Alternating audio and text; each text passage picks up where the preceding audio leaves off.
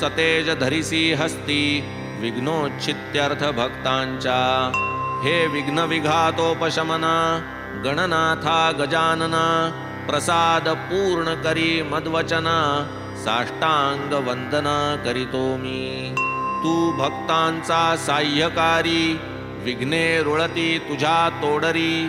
तू सन्मुख पाहसी जरी दरिद्र दूरी पळेल। तू भवार्णवाची पोत अज्ञानतमा ज्ञान ज्योत। तू तुझ्या रुद्धी सिद्धी सहित पाहे उल्लसित मजकडे।